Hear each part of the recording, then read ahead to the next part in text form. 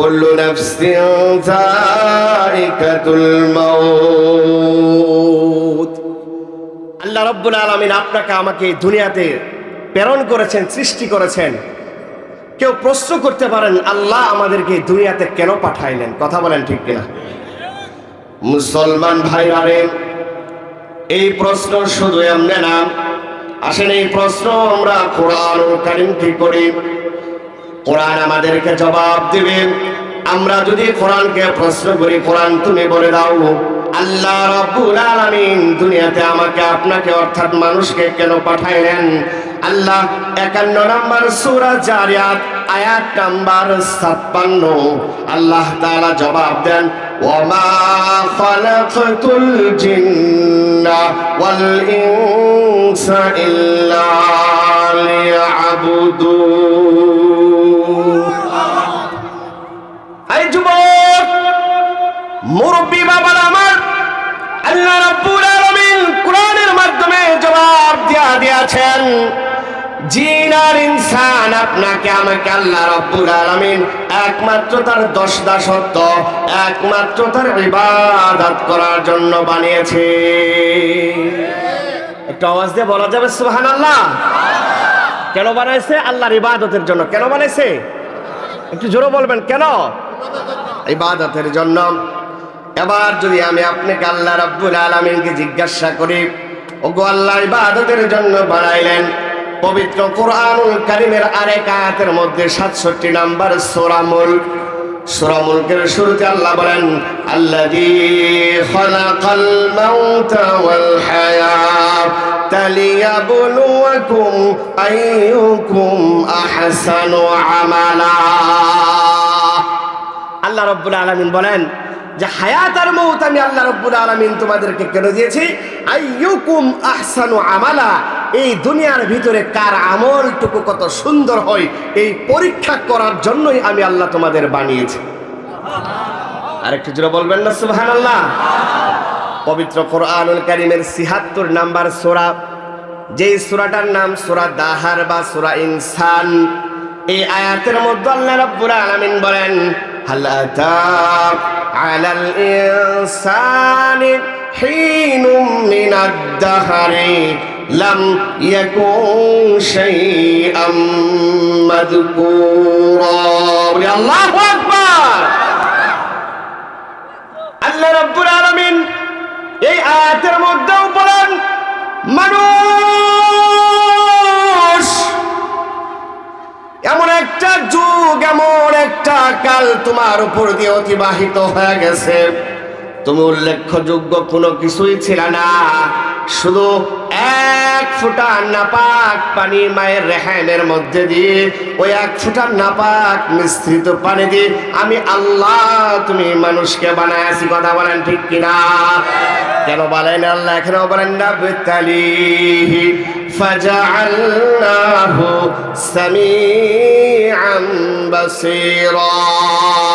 আল্লাহ বলে আমি তোমাকে পরীক্ষা করব আমার ইবাদত করার জন্য, কার আমল দুনিয়াতে ভালো আর কার আমল দুনিয়াতে মন্দ, আমি ভালো মন্দ পরীক্ষা করার জন্য তোমার 2টা চোখ দিয়েছি আমি আল্লাহ, তোমাকে মেধা শক্তি দিয়েছি, তোমাকে শ্রবণ শক্তি দিয়েছি, বোধগম্য ব্রেন দিয়েছি, তোমাকে একমন সুন্দর একটা মেমোরি দিয়েছি। কথা বলেন ঠিক কিনা?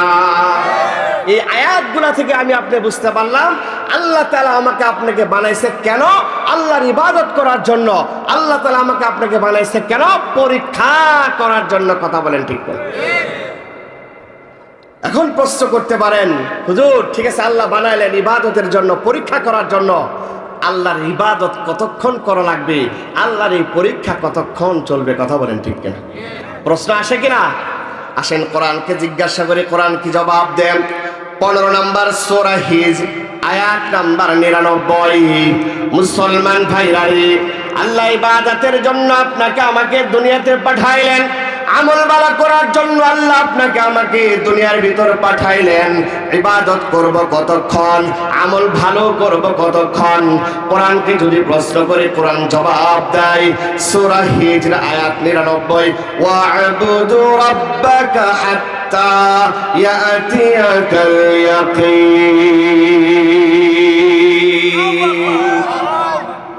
আল্লাহ রাব্বুল আলামিন জবাব দেয়, আয় মানুষ শুনো,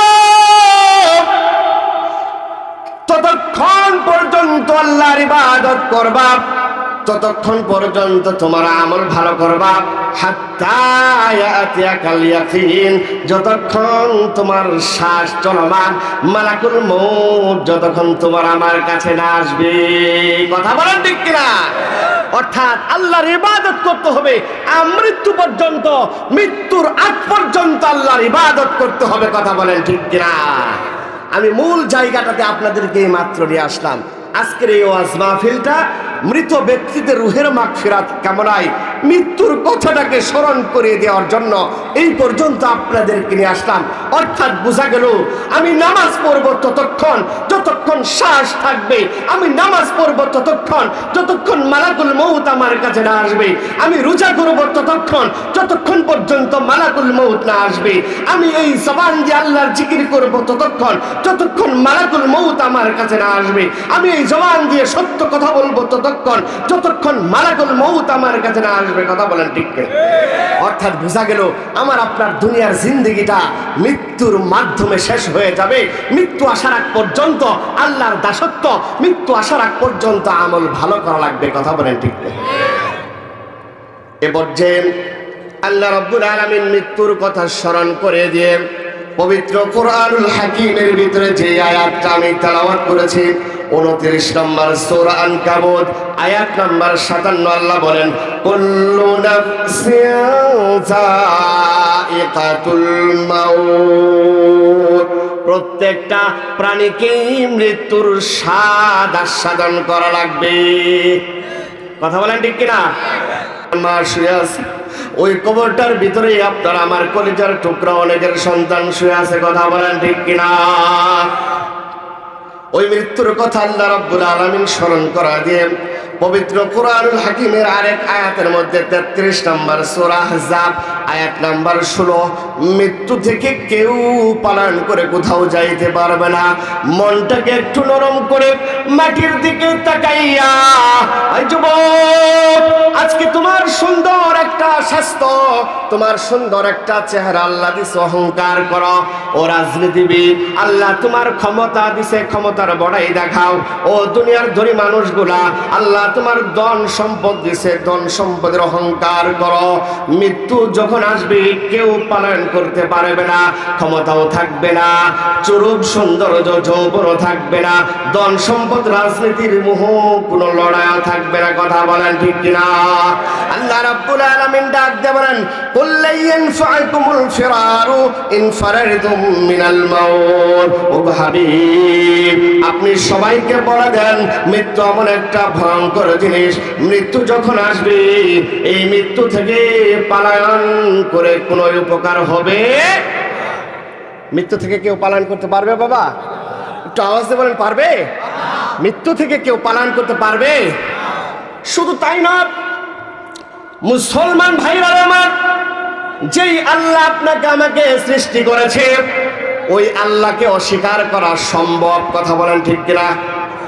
নাস্তিকরা আল্লাহকে অস্বীকার করে, নবীকে অস্বীকার করে, কিন্তু কোন নাস্তিক, কোন মুরতাদ, কোন ইহুদি, কোন খ্রিস্টান পৃথিবীর শুরু থেকে নিয়ে শেষ পর্যন্ত, অর্ধবধি পৃথিবী পর্যন্ত কেউ মৃত্যুকে অস্বীকার করতে পারে? বলেন, মৃত্যুকে কেউ অস্বীকার করতে পারছে? মৃত্যু থেকে পলায়ন করে কেউ বাঁচতে পারছে? নমরুদ পারছে? নমরুদ, হামান, কারুন, একটু জোরে বলেন, পারছে? কেউ পারে নাই।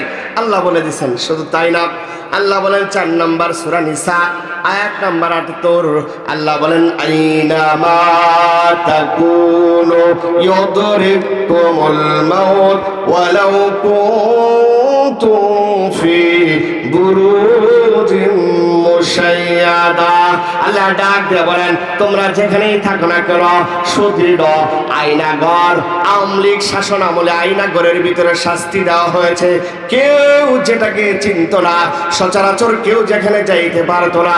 শুধু আয়নাগর না, এমন কোন কাজ আবৃত করে কেউ যদি ঘর বানায় রে মুসলমান, যেখানে অক্সিজেন পর্যন্ত ঢুকবে না, সুদৃঢ় দুর্গের ভিতরেও যদি কেউ পালায়ন করে, সেখানেও মালাকুল মউত তাকে গ্রাস করবে। কথা বলেন ঠিক কিনা? মৃত্যু থেকে পালায়ন কেউ করতে পারবে না। শুধু তাই না, আমি আপনাদেরকে সংক্ষেপে বলি, আল্লাহ রাব্বুল আলামিন পবিত্র কোরআনুল কারীমের 62 নম্বর সূরা জুমার আয়াত নাম্বার 8, কুল ইন্নাল মাউতাল্লাযী তাফিররুনা মিনহু ফাইন্নাহু মুলাকীকু। আল্লাহ বলে, তুমি যেখানেও পালাও না কেন, তুমি যেখানেই পালাও না কেন, মৃত্যুর ডাক যখন এসে পড়বে, তুমি বাংলাদেশে আসো, পালায়ন করে পাকিস্তানে গেছো, তুমি সারা বিশ্ব ঘোরাফেরা করেছো, তোমার মৃত্যু যেখানে লেখা তুমি সেই জায়গায় পৌঁছবে। কথা বলেন ঠিক কিনা? সুতরাং মৃত্যু থেকে কেউ পালায়ন করতে পারবে না। আমার আপনার মৃত্যুটা যখন কাছাকাছি এসে পড়বে, আমি কোন ভাষায় আপনাদেরকে বুঝাইব রে বাবা? মালাকুল মউত আপনার আমার কাছে যখন উপস্থিত হবে, অনেকেই ডাক দিয়ে বলবেন 63 নম্বর সূরা মুনাফিকুন আয়াত নাম্বার 10 আল্লাহ তুলে ধরেছেন, লাউলা আখরতানি ইলা আজালিন করিব ফাসাদদাকা ওয়া কুম মিনাস সলিহিন। মালাকুল মউত যেদিন আমাকে আপনাকে মৃত্যুতে সোহা দিবে, আমার আপনার জীবনটা রুহটা মালাকুল মউত বের করবে। যুবক ডাকতে বলবে, ভাই মালাকুল মউত এই তাকায় দেখো, আমি কেবলমাত্র কলেজে লেখাপড়া করি, আমার তো মাত্র 26 বছর বয়স, আমার জিন্দেগির এখনো পূর্ণতা হয় নাই রে, আমাকে একটু সময় দাও না। ধনী টাকাওয়ালা বলবে, আইরা আমার এত ধন সম্পত্তি অর্জন করলাম, মাদ্রাসা মসজিদের জন্য ওলামা একরাম অনেক কিছু চাইছে, আমি তো দেই নাই। মালাকুল মউত আমাকে একটু সময় দেওয়া যাবে কিনা? কৃষক লোকটা ডাক দিয়ে বলবে, মালাকুল মউত আমি সারাটা জীবন কষ্ট করেছি, সবে আমার সন্তানগুলাকে লেখাপড়া করে একটু চাকরি বাকরি মানুষের মতো মানুষ করার মতো আমি সমাজে একটু দাঁড়িয়েছি। এই মালাকুল মউত তাকায় দেখো, আমার ঘরে ওই যুবতী মেয়েটা, আমি তাকে বিবাহ দিব, আমার ঘরে ওই যুবক সন্তানটা সরকারি চাকরি পাবে, আমি একটু আনন্দ আয়াস করবো, আমাকে একটু ছাড় দাও। গুনাহগার ব্যক্তির যখন মৃত্যু হবে, ডাক দিয়ে বলবে, মালাকুল মউত এই জীবনে অনেক গুনাহ করেছি, ওয়া কুম মিনাস সলিহিন। মালাকুল মউত আমাকে একটু ফুরসত দাও, আমাকে একটু সময় দাও। ওই মাদ্রাসায় আবু বকরের শিক্ষক আমির সাহেবের মতন হুজুররা ফজর নামাজের সময় আমার কতই না ডাকছে, আমার কাছে আমার ঘুমটাই পেয়েছিল, আমি মসজিদে যাই নাই। ওলামায়ে ইকরাম কত কোরআনের তাফসীর করেছে, কান দিয়ে শুনেছি, আরেক কান দিয়ে বের করেছি, আমি কোনোদিন ভালো কাজ করি। হে মালাকুল মউত আজকে আমাকে একটু সময় দাও, ফাকুম মিনাস সলিহিন। সুতরাং আমি খবরদার আর মদ খাবো না, আমি খবরদার আর নামাজ কাজা করব না, খবরদার বেগানা নারীর দিকে আমি আর তাকাইব না, খবরদার অন্যের জমির আল থেকে থেকে আমি আর দখলদারি করব না। মালাকুল মউত আমাকে একটু সুযোগ করে দাও শেষবারের মতন। কৃপণ লোকটা ডেকে ডেকে বলবে, ফাসাদ্দাক। এই মালাকুল মউত আমার অনেক ধন ছিল, মাদ্রাসার জন্য, কবরস্থানের জন্য, ঈদগাহের জন্য, ধর্মীয় সামাজিক কাজের জন্য ওলামায়ে ইকরাম কত ওয়াজ মাহফিলে মসজিদে জুমার দিন গেলে টাকা চাইছে, আমি এতটাই কৃপণ ছিলাম, আমার মনটা একটু নরম হয় নাই। এই মালাকুল মউত আজকে যেহেতু তুমি আমার জীবনটা গ্রাস করতে এসেছো, ফাসাদ্দাক আমি কোরআন থেকে বলতেছি। ওই কৃপণ লোকটা ডেকে ডেকে বলবে, ফাসাদ্দাক আমি এই ধন সম্পদ কার জন্য রেখে যাব? মালাকুল মউত আমাকে একটু ছাড় দাও, আমাকে একটু সুযোগ দাও, আমাকে যদি আজকে ছাড় দিয়ে দাও, ফাসাদ্দাকা আমি আল্লাহর জন্য সব দান করে দিব। আল্লাহ রাব্বুল আলামিন মালাকুল মউত ওই মুহূর্তে কি জবাব দিবে রে বাবা? আল্লাহ পবিত্র কুরআনুল কারীমের ভিতরে তুলে ধরেছেন। 11 নম্বর আয়াতের মধ্যে আল্লাহ বলেন, ওয়ালা ইউআখিরাল্লাহু নাফসান ইযা জাআ আজালুহা ওয়াল্লাহু খাবীরুম বিমা তা'মালুন। মালাকুল মউত জবাব দিবে, তোমার সময় অনেক আগেই শেষ হয়ে গেছে। এই যুবক যারা মনে করো বৃদ্ধ বয়সে দাঁড়িয়ে রাখার পর মসজিদে যাইব, আয়ুব বাচ্চুর দিকে তাকায় দেখো, আয়ুব বাচ্চুর কি পরিমাণ বয়স হয়েছিল। সালমান শাহর দিকে তাকায় দেখো, সালমান শাহর কি পরিমাণ বয়স হয়েছিল। যুবক রে, এই কথাটা মালাকুল মউত বলে দিবে, ওয়ালা ইউআখিরাল্লাহু নাফসান, কোন প্রাণীকে এতটুক সময় দেওয়া হবে না, ইযা জাআ আজালুহা, যখন যার সময় আসবে তখনই তার মৃত্যু হয়ে যাবে। মালাকুল মউত বলবে, আই এম ভেরি সরি, আমার কাছে সময় দেওয়ার মতন আর সুযোগ নাই। কথা বলেন ঠিক কিনা? সুতরাং মালাকুল মউত যখন আসবে, আপনাকে আমাকে কাউকে আর সুযোগ দেবে না। ওই মৃত্যুর কথা আপনার আমার স্মরণ করা দরকার আছে না? জোরে বলেন। গুরুস্থানের পাশে আমরা বসে আছি, মিতম্মা এটাই এখানেই বসে আছি। কোন ভাষায় আপনাদেরকে বলবো মৃত্যুর কথা? আল্লাহর নবী সাল্লাল্লাহু আলাইহি ওয়াসাল্লাম মনটাকে একটু নরম করে দেন, চোখ থেকে একটু পানি ঝরায় দেন। হতে পারে আপনার এই কোমল মনের অশ্রু সিক্ত চোখ থেকে যে পানিটা গড়ায় পড়বে রে, এই পানিটাই আপনার আমার জন্য নাজাতের জরিয়া হয়ে যাবে। কথা বলেন ঠিক কিনা? আল্লাহর নবী বলেন, বেশি বেশি মৃত্যুর কথা স্মরণ করো, আমি বাড়া বলতেছি না। সুনানে নাসাই 1824 1824 নম্বর হাদিস, আল্লাহর নবী বলেন, আকসিরু যিকরা হাযিমিল লাযাতিল মাউত, যে মৃত্যু দুনিয়ার সমস্ত স্বাদ কেটে দেয়, ওই মৃত্যুর কথা বেশি বেশি স্মরণ করো। কথা বলেন ঠিক কিনা? বলেন তো, মৃত্যুর কথা স্মরণ করা দরকার আছে না নাই? আমাদের মরা লাগবে কি লাগবে না? খারাপ লাগতেছে আপনাদের? খারাপ লাগতেছে? মৃত্যুর কথা যেটা বললাম, আহারে অনেক দাদা অনেক বাবার চোখে আমাদের অশ্রুসিক্ত চোখের কোণে একটু পানি যে এসেছে। মৃত্যুটা কেমন যাতনা। আমি এখানে মিষ্টির কথা বললাম, কিন্তু মিষ্টি কাউরে খাওয়াইতে পারলাম না, সেই স্বাদ আমি আপনাদেরকে বুঝাইতে পারবো না। কথা বলে ঠিক? মৃত্যুর যাতনাটা আমি আপনাদের সামনে তুলে ধরলাম। মৃত্যুর যাতনাটা কত কঠিন, এটা যখন যার মৃত্যু আসবে শুধুমাত্র সেই বুঝতে পারবে। কথা বলেন ঠিক? তবে আমি হাদিস থেকে আপনাদেরকে সামনে তুলে ধরছি মৃত্যুর যাতনাটা কেমন কঠিন। জামিয়া তিরমিজি 978 নম্বর হাদিস। মুসলমান বাবারা, সাধারণ কোন মানুষ নয়, যার উসিলায় আল্লাহ রাব্বুল আলামিন আসমান জমিন বানাইছেন, তিনি কে? আমার আপনার নবী। যার উসিলায় আল্লাহ আসমান জমিন সাজিয়েছেন, তিনি কে? আমার আপনার নবী। বিশ্ব নবী সাল্লাল্লাহু আলাইহি ওয়াসাল্লাম যখন মৃত্যুবরণ করবেন, ও নিরক্ষিয়ার বাবারা, আমার আপনার এমন কি পুঁজি আছে? আল্লাহর সামনে দাঁড়াবো, মালাকুল মউতের সামনে দাঁড়াবো, মৃত্যুর সময় কষ্ট মুক্ত হবে এমন কি আছে? দুজাহানের পয়গম্বর বিশ্ব নবী যখন মৃত্যুবরণ করবেন, মৃত্যুর যাতনাটা কেমন? আম্মা আয়েশা রাদিয়াল্লাহু তাআলা আনহা বর্ণনা করেন, আন্নাহা ক্বালাত রাআইতু রাসূলুল্লাহি সাল্লাল্লাহু আলাইহি ওয়াসাল্লাম ওয়া হুয়া বিল মাউত।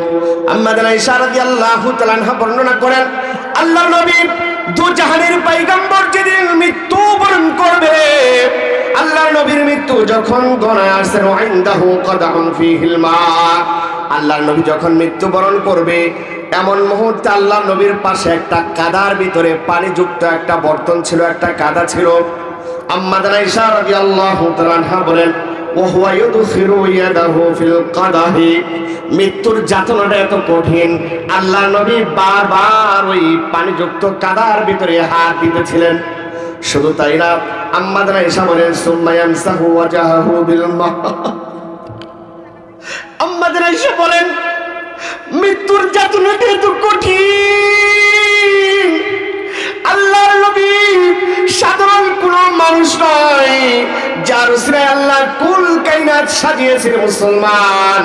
আল্লাহর নবী যখন মৃত্যুবরণ করবে, পাশে একটা কাদাযুক্ত পানি, ওই পানির ভিতরে আল্লাহর নবী বারবার হাত চুবাই, ওয়ামসাহু ওয়াজহাহুল মা, আর ওই কাদাযুক্ত পানি থেকে হাত ভিজায়া আল্লাহর নবী বারবার চেহারার ভিতরে এরকম মুছন। চৈত্র মাস মুসলমান যখন রোজা রাখে, যখন দ্বিপ্রহরের সময় হয়ে যায়, একজন কৃষক যখন রোদ থেকে আসে, একটা গাছের নিচে টিউবওয়েলের ঠান্ডা পানির কাছে যখন যায়, মনে হয় আত্মাটা বের হয়ে যাবে। কৃষক আল্লাহর ভয়ে পানি পান করে না, কোলের ঠান্ডা পানিটা বারবার চেহারার ভিতরে লাগায়। কথা বলেন ঠিক কিনা?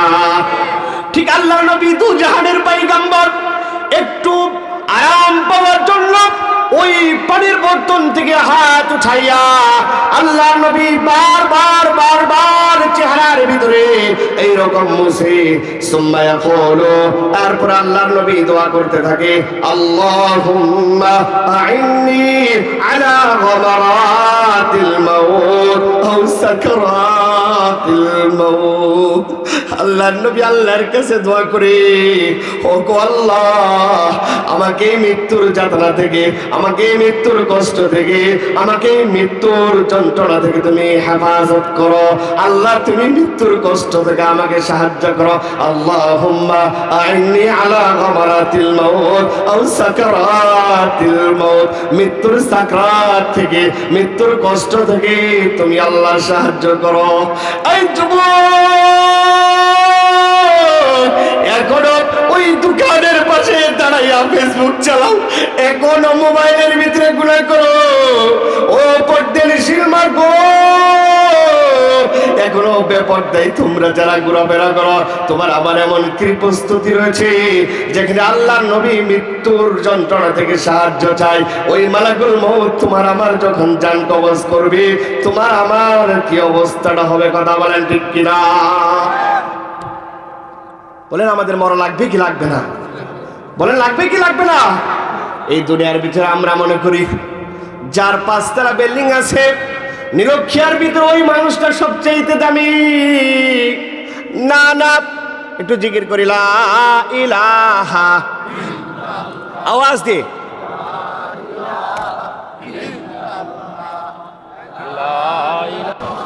আচ্ছা, একটু একদম রিয়েল ভাবে মন থেকে বলো, আপনাদের খারাপ লাগতেছে? খারাপ লাগতেছে? যারা আমাদের রেখে গেছে এই দুনিয়াতে, আমার আপনার মা বাবা, তাদের জন্য এই কথাগুলো হবে শেষ পর্যন্ত। সত্যিকার অর্থে কোন সন্তান যদি তার বাবাকে মহব্বত করে থাকে, কোন নাতিন যদি তার দাদা দাদি, কোন নাতিন যদি তার নানা নানি, কোন ভাই যদি সত্যিকার অর্থে তার বোনটাকে, বোন যদি তার ভাইটাকে কিঞ্চিত পরিমাণ মহব্বত করে থাকে, আজকে আব্দুল্লাহ পাড়া এমনের পাগলাপাড়ার এলাকার মানুষ, তোমরা আর বাড়িতে থেকো না, আর দোকানপাটে থেকো না, উলামা ইকরাম বয়ান করবে, তোমরা বাইরে থাকবা। আরে তোমার বাবাই তো এখানে শুয়ে আছে, তুমি যতক্ষণ কথা শুনবা, তোমার দাদাই তো এখানে শুয়ে আছে, তোমার এলাকার মুরব্বীরাই শুয়ে আছে, যতক্ষণ কথা শুনবা, এই ইসারের সওয়াবগুলো তোমার কারণে, তোমার এই আমলনামাটুকু আল্লাহ ফেরেশতাদের মাধ্যমে তাদের আমলনামায় পৌঁছায় দিবে। কথা বলেন ঠিক? সত্যিকার অর্থে মহব্বত করে থাকলে আসো, তাড়াতাড়ি আসো, তাড়াতাড়ি আসো। কথা বলেন ঠিক কিনা? একজন মানুষ যদি উঠে যায়, মনে করবো আপনার বাবার, আপনার মার আত্মীয় স্বজনকে শোয়া রাখছেন, এখানে কোরআন থেকে কথা হইতেছে, আপনার সত্যিকার অর্থে মহব্বত নাই। কথা বলেন ঠিক? আমি যে আলোচনাটাকে করলাম, এই সারাংশ মুলাখাস হলো, আচ্ছা বলেন তো, আমাদের সবার কি দুনিয়াতে থাকার কোনো সুযোগ আছে? আর অজরা বলতে হবে, মুসলমান থাকার সুযোগ আছে? মরা লাগবে কি লাগবে না? আমার আপনার সবাইকে মরা লাগবে। মরা যেহেতু লাগবেই, তাহলে আল্লাহ যে উদ্দেশ্যে দুনিয়াতে পাঠাইলো, এই দুনিয়াটা খাও দাও ফুর্তি করো, দুনিয়াটা মস্ত বড় গুনার ভিতরে কাটাইলে হবে? দুনিয়া থেকে কিছু আমল আপনাকে আমাকে নিয়ে যাইতে হবে, কথা বলেন ঠিক কিনা? 4টা আমলের কথা বলবো আপনাদেরকে, কয়েকটা আমল একটু শুনবেন নি। আল্লাহ নবী পবিত্র কুরআনুল কারীমের পরে যেই কিতাবটা সবচেয়ে গুরুত্বপূর্ণ, উলামায়ে কিরাম আছে, শ্রদ্ধাভাজন বড় ভাই সভাপতি সাহেব আছে, সহিহ বুখারী কুরআনুল কারীমের পরে সবচেয়ে মর্যাদাপূর্ণ কিতাব সহিহ বুখারীর বর্ণনা আছে। তার কিতাব থেকে হাদিস শোনাই আপনাদের কয়েকটা প্রেসক্রিপশন দেয়। ইখতারিন খামসান ক্বাবলা খামসিন, 5টা জিনিস আসার আগে আপনাকে আমাকে সবাইকে যেহেতু মরা লাগবে, 5টা জিনিস আসিয়া চলে যাওয়ার আগে এই 5টা জিনিসের মূল্যায়ন করার কথা বলেন ঠিক কিনা? কয়টা জিনিস? একটু জোরে বলতে হবে, কয়টা? 5টা জিনিস আসবে আবার চলে যাবে। আয়েশা চলে যাওয়ার আগে এই 5টা জিনিসের কদর করো। 1 নাম্বার, শাবাবাকা ক্বাবলা হারামি। এই যে যৌবনকাল, যেই যৌবনের দাপটে যুবক আজকে ডান পাশকে বাম পাশ বানাইতেছো, বাম পাশকে ডান পাশ বানাইতেছো, যুবক রে তুমিও একদিন আমার এই পাকা দাড়িওয়ালা মুরব্বীদের মতন মুরব্বী হয়ে যাবা। অর্থাৎ আল্লাহর নবী বলেন যৌবন আসছে, বৃদ্ধ বয়স আসার আগে যৌবন কালটাকে কাজে লাগা, কথা বলা ঠিক কিনা? যৌবনকালের ইবাদত করো। 2 নাম্বার আল্লাহর নবী বলেন ওয়াসিহাতাকা ক্বাবলা সুকুমিক, অসুস্থতা আসার আগে সুস্থতাকে কাজে লাগাও। কারণ কেন? আরে কত মুসল্লি এখন ফোন দিয়ে বলে হুজুর প্যারালাইসিসের রোগী হয়ে বাসায় পড়ে আছে, ডাক দিয়ে বল হুজুর গো অনেক দিন হয় আপনার পিছে নামাজ আদায় করি না, মনটা বড় চাপ, আপনার পিছে যায় 2 রাকাত নামাজ আদায় করি, এখন প্যারালাইসিস হয়ে করে পড়ে আছে। কিন্তু এমন একটা সময় ছিল যখন সুস্থ ছিল, যখন ভালো ছিল, ইশারা আজান হয়েছে, নিরক্ষিয়ার বাজারে গল্প করে সময় কাটাইছে, ইশারা আজান হয়েছে, বিভিন্ন গুনার কাজের ভিতরে মুক্ত ছিল, এখন অসুস্থ হয়ে গেছে, এখন মন চাইলেও মসজিদে যাইতে পারে, কথা বলেন ঠিক কিনা? ঠিক আজকে যারা ওই দোকানগুলোতে আছো যুবক রে, একদিন প্যারালাইসিসের রোগী হয়ে যাবা, ওয়াজ মাহফিলে হুজুরের কণ্ঠ শুনে মন চাইবে আহারে ওই কবরস্থান পারে যাইয়া আমি যদি একটু কোরআনের আলোচনা শুনতে পারতাম রে, মনটা বড় পরিতৃপ্ত হইতো। কিন্তু সেই দিন তুমি প্যারালাইসিসের রোগী থাকবা, সেই দিন তুমি স্ট্রোকের রোগী হয়ে থাকবা, হয়তো অ্যাক্সিডেন্ট করে পঙ্গু হয়ে থাকবা। আল্লাহর নবী বলেন ওয়াসিহাতাকা ক্বাবলা সুকুমি, অসুস্থতা আসার আগেই তোমার সুস্থতাকে কাজে লাগাও, কথা বলেন ঠিক কিনা? কথাগুলো গুরুত্বপূর্ণ কিনা বলেন? এই পাশে বলেন না, কথাগুলো গুরুত্বপূর্ণ কিনা? অসুস্থ হওয়ার আগে তুমি তোমার সুস্থতাকে কাজে লাগাও। ও ফারাগাকা ক্বাবলা শুগলিক, আল্লাহর নবী বলেন ব্যস্ততা আসার আগেই অবসর সময়টাকে কাজে লাগাও।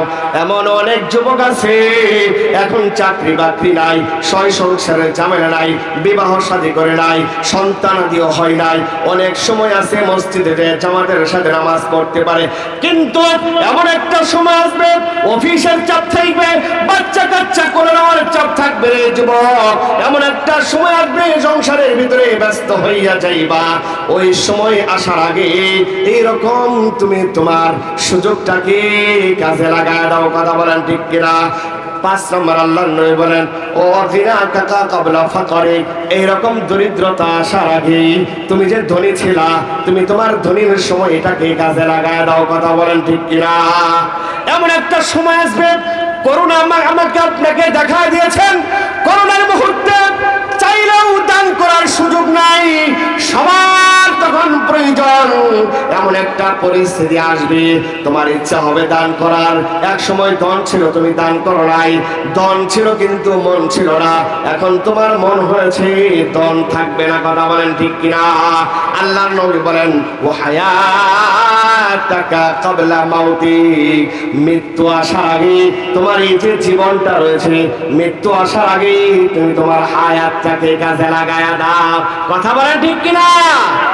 সুতরাং এই 5টা আমল আমরা সবাই করতে চাই তো ইনশাআল্লাহ? সবাই আমরা করতে চাই, আল্লাহ তৌফিক দান করেন না, আমিন। এগুলো করলে আমাদের কিছু কাজ করা লাগবে, আমাদের কিছু আমল করা লাগবে।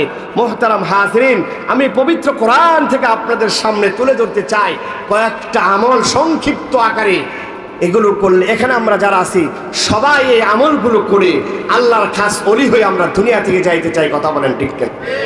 আল্লাহর ওলি হওয়ার জন্য আল্লাহ কিছু আমল দিয়েছেন। 35 নম্বর সূরা ফাতির আয়াত নম্বর 29 আল্লাহ বলেন, ইন্নাল্লাযীনা ইয়াতলুনা কিতাবাল্লাহ ওয়া আকামুস সালাহ ওয়া আনফাকু মিম্মা রাযাকনাহুম সিররান ওয়া আলানিয়াতান ইয়ারজুনা তিজারাতান লা তাবুর। আল্লাহ রাব্বুল আলামিন বলেন, এই দুনিয়ার হায়াতটাকে কাজে লাগাইতে চাইলে কিছু আমল এমন করা লাগবে। আল্লাহ বলেন, ইন্নাল্লাযীনা ইয়াতলুনা কিতাবাল্লাহ,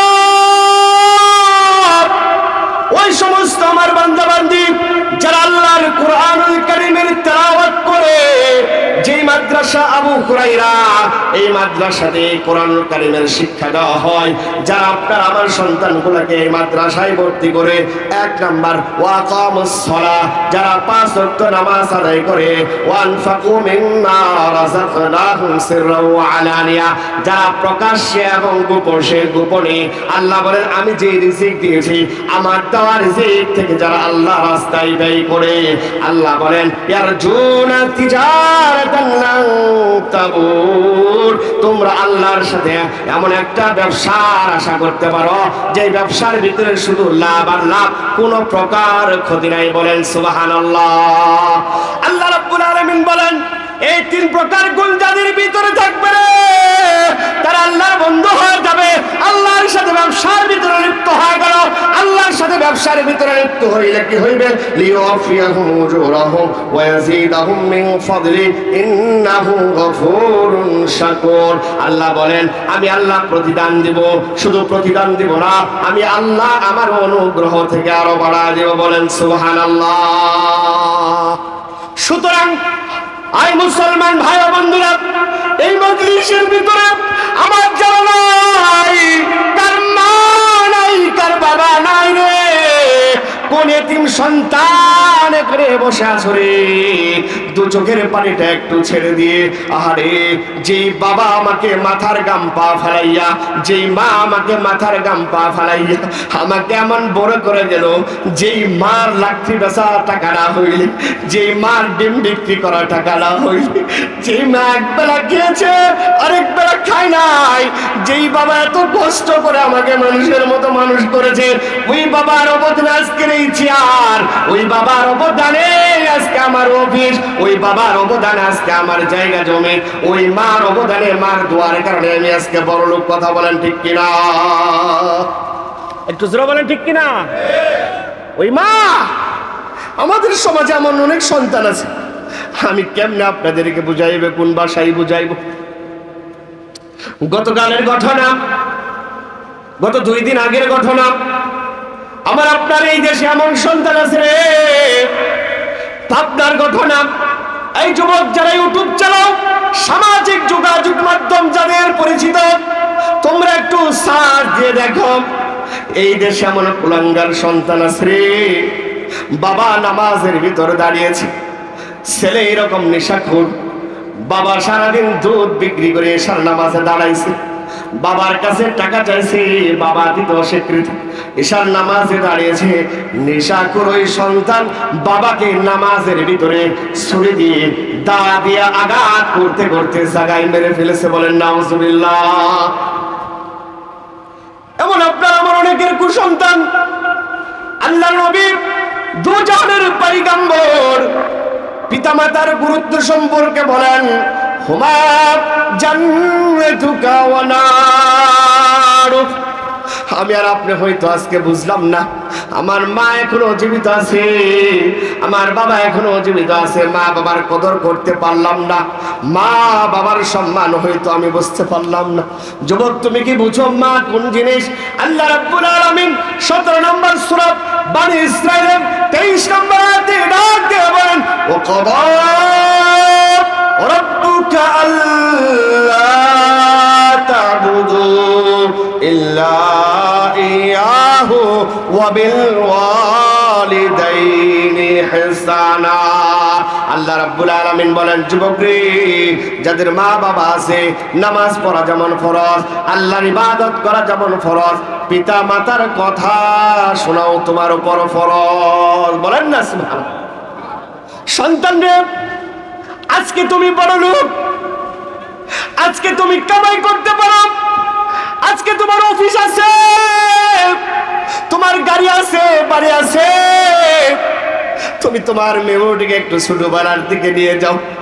আজকে তুমি যখন ওই বক্সিগঞ্জ বাজার থেকে মালটা কিনে, আঙ্গুর কিনে, তুমি যখন ফল কিনে বাসায় আসা, তুমি যখন ছোট্ট বাবুটার মুখে একটা একটা করে তুলে ধরো, তুমি তোমার প্রিয়তমা স্ত্রীর মুখে যখন ওঠা দাও, পর্দার আড়াল থেকে মা দেখে আর মা এরকম আফসোস করে, খোকা রে, তুই যখন তোর সন্তানের মতন ছোট ছিলি, তোর বাবাও যখন বাজার থেকে সদাই আনতো রে, আমি না খাইয়া, তোর বাবা না খাইয়া, এভাবে একটা একটা করে কিন্তু তোর মুখে উঠায় দিয়ে তোকে বড় করছি।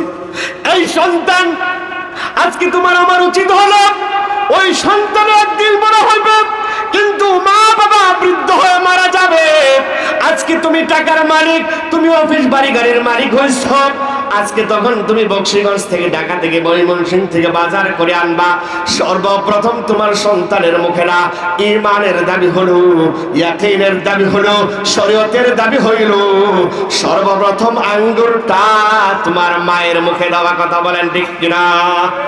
নচেত কোন সন্তান যদি মার সাথে এমন আচরণ করে, আর মা যদি পর্দার আড়াল থেকে দেখে, আর যদি অস্পষ্ট একটু চোখের পানি ফালায়, সন্তান তুমি কোটিপতি হইতে পারো, আলেম হইতে পারো, বক্তা হইতে পারো, মুহাদ্দিস হইতে পারো, মুফাক্কির হইতে পারো, এমপি হইতে পারো, মন্ত্রী হইতে পারো রে, তোমার খসরাতুদ দুনিয়া ওয়াল আখিরা, মা আ শব্দ করা, মার এক ফোঁটা চোখের পানি পড়া মানে তোমার দুনিয়াও বরবাদ, আখিরাত বরবাদ। কথা বলেন ঠিক কিনা?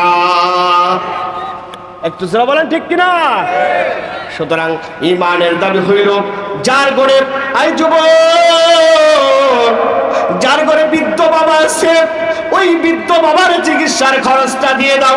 যার ঘরে বৃদ্ধ মা আছে, তার বৃদ্ধ মাকে চিকিৎসা করাও। আমি সংক্ষেপে একটা ঘটনা আপনাদের সামনে উপস্থাপন করি।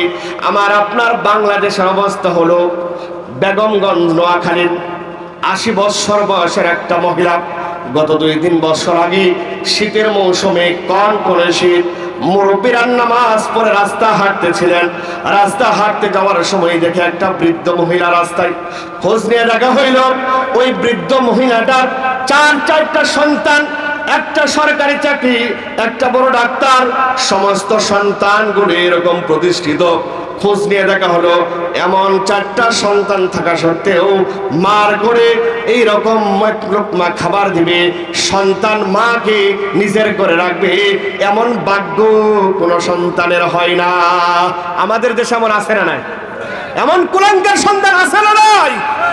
অনেক আছে। সৌদি আরবের একটা ঘটনা, সৌদির একজন বিচারক একটা বিচার কার্য প্রতিষ্ঠা করছিলেন, ফল ফল করে চোখের পানি ছেড়ে দিয়েছে। মানুষ বলল, বিচারক মহোদয়, আপনি কখনো কোনোদিন বিচার করতে যায় কান্নাকাটি করেন না, আজকে বিচার কার্য করতে যায় কেন চোখের পানি ফালাইতেছেন? যুবকরা ভালো করে শোনো, সৌদির বিচারক একটা পত্রিকার ভিতরে ইতিহাস তুলে ধরেছেন। 2টা ভাই ছিল, একদম সংক্ষেপে বলতেছি। আমার আপনার দেশে যদি 2 ভাই থাকে, আমার আপনার দেশে যদি 4 ভাই থাকে, মা যখন বয়স্ক হয়ে যায়, মা যখন বৃদ্ধ হয়ে যায়, ওই বৃদ্ধ মাটা কার ঘরে খাবে? ছোট ভাই বলে তোর ঘরে নে, বড় ভাই বলে তোর ঘরে নে, মেজো ভাই বলে আমি আর পারবো না, 1 মাস করে অনেকে ভাগ করে নে। কথা বলেন ঠিক কিনা? সৌদির বিচারক খবরটা তুলে ধরেছে পত্রিকার ভিতরে। 2 ভাই ছিল, 1 ভাই বড় আর 1 ভাই ছোট। ছোট ভাই বড় ভাইয়ের বিরুদ্ধে বিচার আদালতে দিয়েছে, আমার ভাই একটা জালেম, ও বিচারক মহোদয়, এই জালেম ভাইয়ের কাছ থেকে আমাকে উদ্ধার করেন। কেমনে বিশ্লেষণ হলো, ছোট ভাই আর বড় ভাই একই মায়ের সন্তান, বড় ভাইয়ের কাছে মা থাকি, মার খেদমত করে প্রস্রাব পায়খানা পরিষ্কার করে। ছোট ভাইয়ের দাবি হলো আমার ভাই অনেক দিন ধরে আমার মার খেদমত করতেছে, প্রস্রাব পায়খানা পরিষ্কার করতেছে, আমার মনটা চাই ওই জান্নাতি মা, আল জান্নাতু তাহতা আকদামিল উম্মাহাত। মায়ের নবী ডাক দিয়ে বলেন জান্নাত মায়ের পায়ের নিচে, যেই মায়ের পায়ের নিচে জান্নাত। আমার বড় ভাই জালেম, ওই জান্নাত আমার বড় ভাই একাই নিয়েছে। আমার তো জান্নাত পাইতে মন চাই। ও বিচারক মহোদয়, আমার বড় ভাইয়ের কাছ থেকে আমাকে বিচার কার্য দিয়ে আমার বৃদ্ধ মা, অসুস্থ মাটাকে আমার কাছে দিয়া দি। বলেন না সুবহানাল্লাহ। বিচারক বিচার শেষে দুই ভাইকে এক জায়গায় করলেন। বড় ভাই বলে বিচারক মহোদয়, আমার ভাই ছোট, এখনো সে পরিপক্ক না, আমি মার খেদমত করতে করতে পরিপক্ক হয়ে গিয়েছি।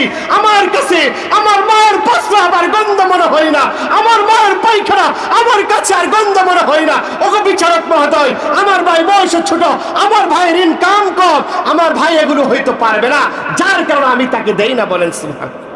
কিন্তু আমাদের দেশে কি বলে, আমি আর পারবো না। স্ত্রীর এরকম বলে তোমার মায়ের খেদমত আমি আর করতে পারবো না। কথা বলেন ঠিক না? ছোট ভাই বড় ভাইয়ের ধাক্কা দিয়ে দেয়, বড় ভাই ছোট ভাইয়ের ধাক্কা দিয়ে দেয়। আহারে, এখানে কোন মায়ের সন্তান এখানে আছেন? ছোট্ট ভাইয়ের কথাটা একটু মনে করো। মা তো এমন এক জিনিস, মা তো এমন এক জান্নাত। প্রস্রাব করে দিয়েছি মার ডান পাশে, মা বাম পাশে নিয়েছে, বাম পাশে প্রস্রাব করে দিয়েছি, ঠান্ডা লাগবে বলে মা ডান পাশে নিয়েছে, উভয় পাশে প্রস্রাব করে দিয়েছি, ঠান্ডা লাগবে বলে আপনাকে আমাকে বুকে আগলিয়ে ধরেছে, ঠান্ডা লাগতে দেই নাই। কথা বলেন ঠিক?